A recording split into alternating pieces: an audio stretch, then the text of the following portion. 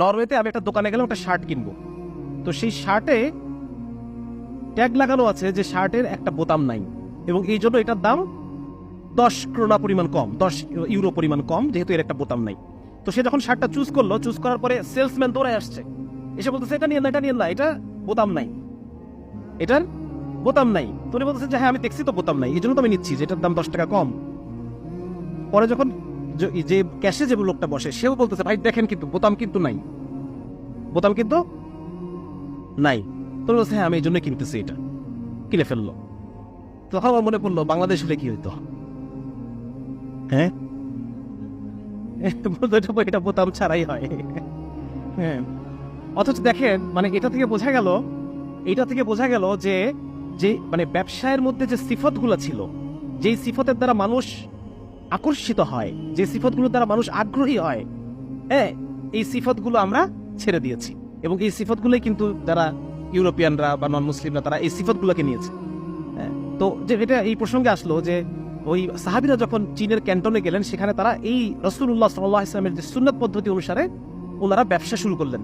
এবং তখন অমুসলিম চীনারা তারা এসে বলতেছে, আপনারা জানেন যে চীনে হুই যারা জনগোষ্ঠী, এরা কিন্তু মুসলমান, ঠিক আছে না? উইঘুররা তো আছেই, উইঘুররা আবার মুসলমান হয়েছে সৈন্যবাহিনীর মাধ্যমে, মানে এই দিক দিয়ে সৈন্যবাহিনী যখন দখল করতে করতে গেছে সেইভাবে।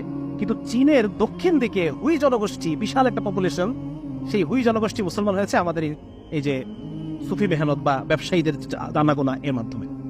এবং এখানে তারা তখন গিয়ে জিজ্ঞেস করতেছে, এত সুন্দর তোমাদের ব্যবসা, তোমরা কারা? তো বলছেন যে আমরা মুসলমান।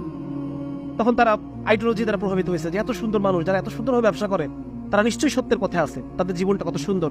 হ্যাঁ, এই যে আকর্ষণ, এই আকর্ষণের ফলে তারা আস্তে আস্তে মুসলমান হওয়া শুরু করেছে। তো ব্যবসা আমাদের একটা দাওয়া, ঠিক না?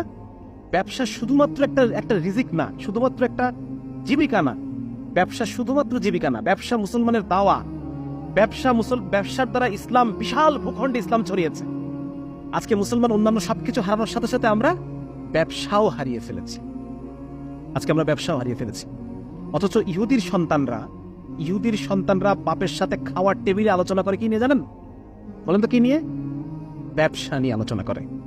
এবং খুররম মুরাদ নামে একজন ভাই, একটা বই আছে $1 বিলিয়ন মুসলিম, উনি ওখানে লিখেছেন যে আমি যে ভার্সিটিতে পড়ি, সেই ভার্সিটিতে আমি দেখেছি যারা খ্রিস্টান ছেলে, তারা আমাদের ভার্সিটি পড়ুয়ারা তো নবাবউদ্দৌলা, তারা মনে করে যে আমরা বাবার টাকায় পড়বো, পড়া শেষ করবো, তারপরে যে একটা চাকরি বাকরি খুঁজবো।